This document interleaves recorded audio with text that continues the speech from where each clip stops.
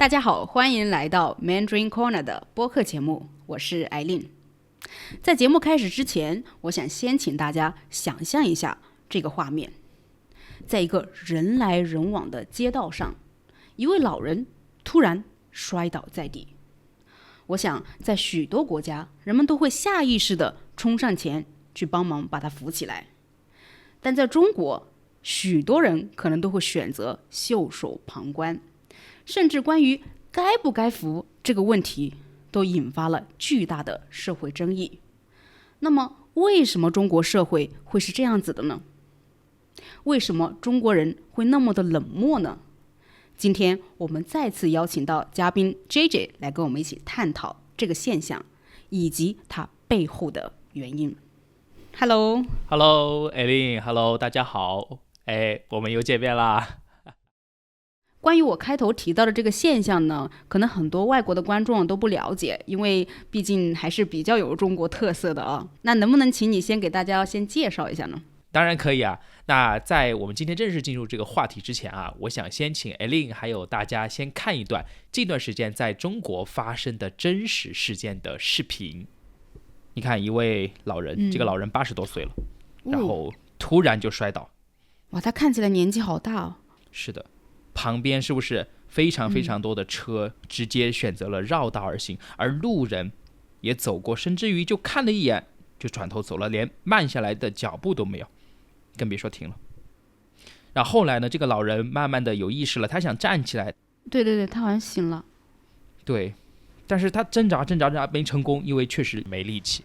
那這個時候，一名環衛工人看了一眼，然後走掉了。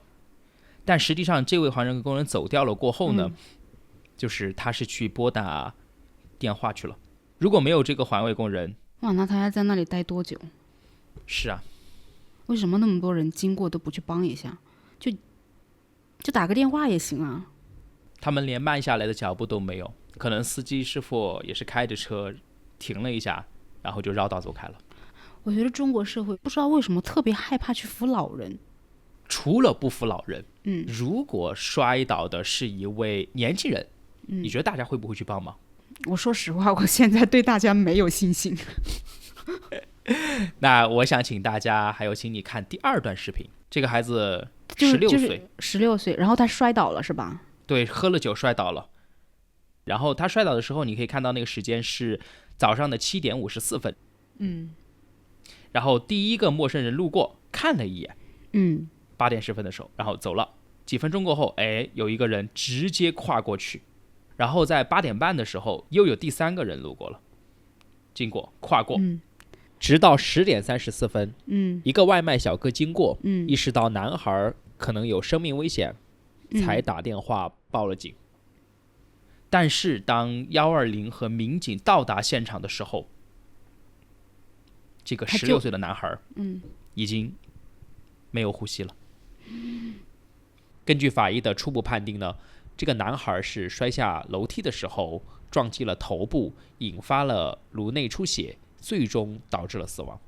就如果有及時的救治的話，還是可能會被救起來的。我最震驚的就是他们可以直接跨過去，從他的身體上跨過去，好像他就是一個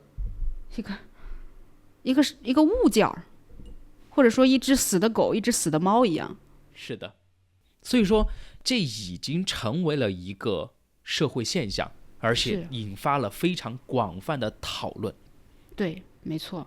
其實關於這個現象哈，很久之前有發生一個可能比你剛剛給我看的那2段視頻還要令人震驚的事件，就是發生在廣東佛山的小月月事件。這個我想你肯定聽說過，我想基本上中國人應該都知道。對，我記得當時這個事情發生在2011年，在廣東的佛山。然後這個小女孩的名字呢叫做小月月，她只有2歲。是。被第一輛車撞倒過後呢，前輪壓過過後，後輪又繼續碾壓了。然後在後續的這個監控視頻裡面，長達7分多鐘的時間裡面，出現的18個路人，沒有任何的人去幫忙，然後在這7分鐘的時間裡面，經過了第2輛車的碾壓。那最後呢，一名拾荒阿姨將小爺爺抱到了路邊，最終才獲救。就為什麼大家對于一個這麼小的小 baby 也可以這麼冷漠？你知道讓人就是心寒的是什麼嗎？就是時至今日到今天，這個視頻在網絡上還在流傳。然後在這個視頻的下面，還有一群網友是這樣說的：多一事不如少一事，我是不會幫的，因為不是我孩子。那我想反問這位網友，假如你的孩子也被車撞了，也出現了什麼樣的意外，你不希望旁邊的人去伸出援手嗎？你希望大家路過的這麼多人都冷漠的對待嗎？是吧？無法理解。你知道這個女孩後續怎麼樣了嗎？據說是死了，是嗎？對。所以說看完這些視頻過後，大家是不是覺得中国人都冷漠的很可怕？但你知道最可怕的事情是什麼？就是除了视頻中出现的这些成年人，中国的下一代的孩子们、学生也是出奇的冷漠。是吗？小孩也这样吗？来，我们看一段最近的视频合集。第一个事情发生在湖北武汉开学典礼里面。哦，这一个学生摔倒了，就是晕倒了，应该是太热了吧？好，第二个视频发生在上海，大家全部张望他，哎，然后没管。哇哦。好，然后看第三个发生在浙江的事情。你看，一个小女孩在教室里面倒了，旁边的女孩看了看，依旧没有任何的反应，甚至于这2个小男孩从旁边走過，嘻嘻哈哈的，都沒有任何的反應。天哪，他們還在照樣做自己的事情。你們有沒有發現，就是這些視頻裡面表現出了那種孩子的木讷？哪怕你可以大聲的說，老師某某某同學怎麼樣了？對，就是看，木讷的看過去，看完了過後，再木讷的看回來。你知道我想起來了，我前段時間就是大概在2個月前，我在微博上看到了一個視頻，是一個老太太在電梯裡邊摔倒了，然後她就坐在那裡，可能起不來，她就苦苦的哀求那個電梯外面的2個男子，就是說你把我扶起來吧，我求求你了。然後那2個男的呢，就是站在旁邊看着，他們雖然沒有扶，但他們也去就是打電話叫了那個保安。讓我震驚的不是說他們沒有幫，讓我震驚的是下面的評論，可以說99%都說不敢扶，不要扶。還有我記憶比較深刻的就是有一個母親評論說，這個視頻我給我孩子看了，然後我問他該怎麼辦，孩子說我轉頭就走樓梯下去了，然後這個母親說我很欣慰。也就是說他也是這樣教育自己的孩子的，所以一點都不奇怪為什麼視頻中的那些小孩是這樣的冷漠，因為他們的父母也是這樣教他的。還有一個人也是應該也是一個母親或者是父親說不敢扶不敢扶，而且我也會讓我的孩子看這個視頻，告訴他也不要扶，如果我老了我倒了不要扶我，我死了活該。好，我相信他老了也不會有人扶的，放心吧，不會有人扶你的。我想大家看到這裡一定會出現很多個疑問，為什麼中國人是這樣子的？為什麼不敢幫？其實關於這個問題啊，原因有很多。今天我們從3個最主要的方面來展開討論。第一個呢，就是信任危機。其實在中國呀，人們是不那麼願意去相信陌生人的，對陌生人的防備心也是非常強的。那你覺得中國社會為什麼會有信任危機？人們為什麼會對陌生人防備心這麼強呢？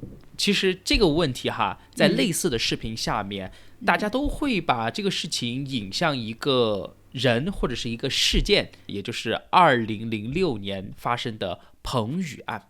當時有一位叫做彭宇的男生，然後呢，在路上扶起了跌倒的徐老太，但是現場是沒有監控視頻的，然後彭宇呢就把徐老太送去了醫院。徐老太在就醫過，發現他的一個就是醫藥費，對，醫藥費很高，就是比較高。然後他在他兒子的幫助下，把彭宇就告上了法庭，要賠錢，就說是他撞倒的。对，說是他撞倒的。這個事件的爭議點在於法官的判決，是不是？哎，對，說出了那句驚世駭俗的至理名言：如果你沒撞人，那你為什麼要服？對呀，所以大家都不服了呀，就。而且他据說最後還被判了敗訴，還賠了徐老太很多錢。对，是的。這個事情你知道嗎？我是有去了解一下的。他有很多疑點。彭宇把這個老太太扶起來之後，旁邊是有另外一個人來幫忙，然後打了電話給老太太的兒子的。兒子過來之後呢，沒有任何的爭議，他們對彭宇好像還表示了感謝。這個就很奇怪啊！如果當時徐老太就認為是彭宇撞的，他為什麼要感謝他呢？这是疑點一。然後第二點呢，就是彭宇最終決定跟着徐老太的兒子一起把老太太送到醫院去就醫。這個過程當中，老太太的兒子跟彭宇還是非常的和氣的，沒有任何的這個矛盾。直到他們這個檢查結果出來了，發現醫藥費高得驚人，這個事情才最後就是彭宇被告上了法庭。我其實不太相信那個老太太是彭宇撞的，是因为這兩個點。所以這個也是為什麼當時很多人都為彭宇打抱不平。然後加上你剛剛說的法官說的那一句名言，就讓大家非常的心寒，就覺得做好人都做不得這個社會。是的，法律不保護我的權利，反而還要去幫助這樣的一群人，對，去侵害自己的權利，這就是信任體系崩塌的很大一部分的原因。是的，所以就是他那一句話一出來，那你想，我看到一個老人家摔倒了，我還敢扶嗎？但是非常有意思的就是彭宇案一方面讓人害怕，而另一方面產生出了一個新的一個人群，甚至於成為一種職業，叫做碰瓷。那為了讓大家去了解一下這個東西呢，我想請大家先看一段視頻。我去，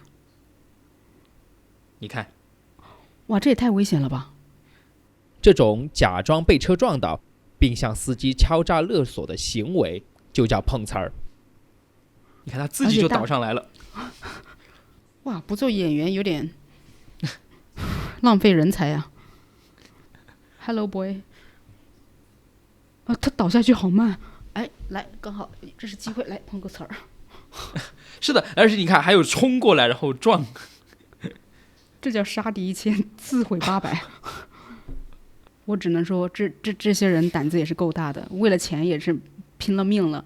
這些車萬一沒看到，萬一直接撞過去了呢？那不是就是真的被撞死了？對，你知道嗎？就是彭宇案對社會的影響是非常非常深遠的。為什麼？就是為什麼彭宇案會讓大家去碰瓷呢？我想不通。是因為這樣的一群人了解完了彭宇案，然後發現好像有利可圖，因為只要找個沒有監控的地方，只要我假裝讓被你撞倒，你就會賠我點錢。那如果你不想賠，那沒關係啊，我可以告你啊。告你過後，法律也支持我，所以說衍生出來了一個這樣的一個人群。而且近20年來，這一類的騙局經常在新聞上看到，所以大家就很恐慌，也引起了大家對於陌生人的那種不信任感。那下面我們就來說中國人會這樣的第二個原因，那就是現在很多中國人的道德感都不強。那麼你認為為什麼中國人道德感不強呢？當然我說的中國人不是指所謂的中國人，肯定就是指普遍來說吧啊。這個還是跟社會發展和受教育程度有關係，因為最近的這幾十年義務教育才慢慢開始普及，人的素質才慢慢開始提升，而在這個飛速發展的這個時代社會裡面呢，很多人都獲取了非常多的財富，但是他的素質和道德是跟不上的。還有一個原因哈，就是因為改革開放40年的時間，讓一部分人先富起來了，這一部分先富起來了過後呢，他就可以用金錢去解決很多的問題，然後讓普通人看到了，觉得有錢就可以為所欲為，誰有錢誰就有理，誰就說了算。中國在近40年的時間裡面，有太多人從普通人變成了中產，甚至於就是高层階級，就是他們通過金錢去購買到了一些權利也好，社會地位也好，就是他跨越了階級。但是在很多的国家，他是没有办法用金錢去跨越階级的。比方说在印度，他是没有办法從一個奴隸跨越成婆羅門的，你有再多錢都不行。但是在中國不一樣，只要你有錢了，你就能跨越階級。对，就是這一系列的原因，讓很多人將追求金錢作為自己的人生目標，甚至將其視為人生的終極意義。我有錢了，我就可以為所欲為，我就滿足了我人生意義。所以說普通人或者是大多數人都是為了錢而活的。你說的這個讓我想到一個事情，就是很好的體現了中國人認為金錢比道德更重要的這個思想。就是一個認識的人吧，也不算是朋友，然後他說他們家爺爺奶奶是賣包子的，然後說包子的肉是那種劣質的肉，他們自己都不吃，別人吃了會怎麼樣跟我沒有關係，我能賺錢就好了。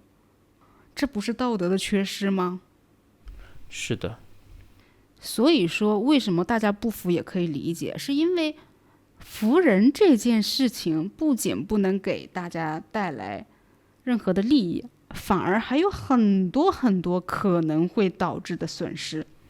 那這是一件划不來的買賣，我當然不會做了。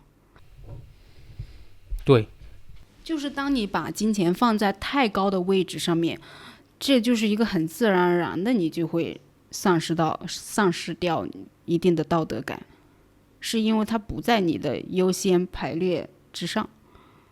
对，沒錯，我道德能當飯吃嗎？對，能當飯吃比較重要。對，是的呀。另外，在中國社會，如果你缺乏道德，你是會被接受或者包容的。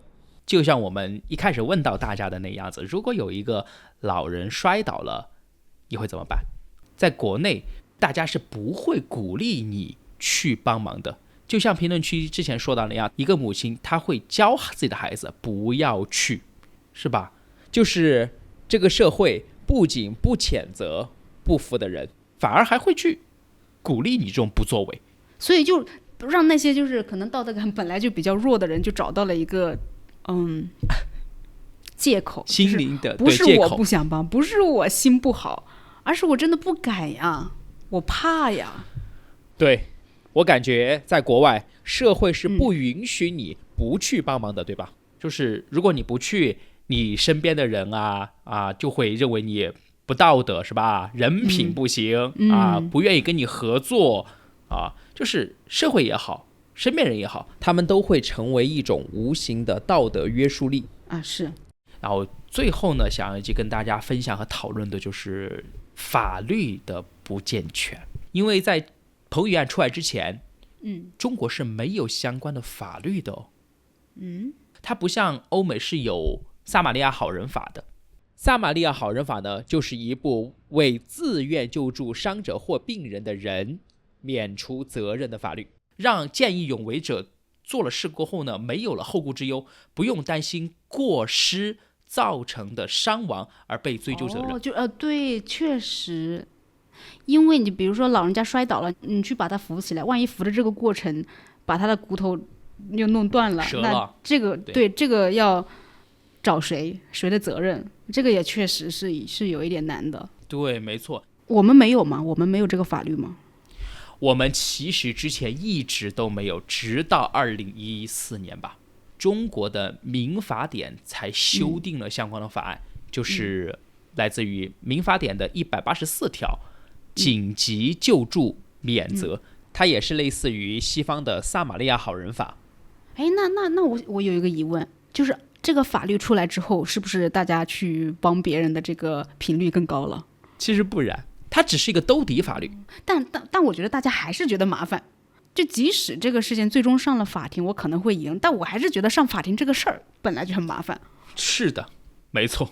甚至於有人拿出這個問題服不服的這個問題去問法律的專家，法律的專家也都搖頭，他說他自己也不會去服。你如果說碰到有人摔倒，你會服嗎？我說實話，我要反映一下，就是其實我在中國是不敢服的。我在國外的話，如果我身處國外的話，我肯定會義無反顧的去幫忙。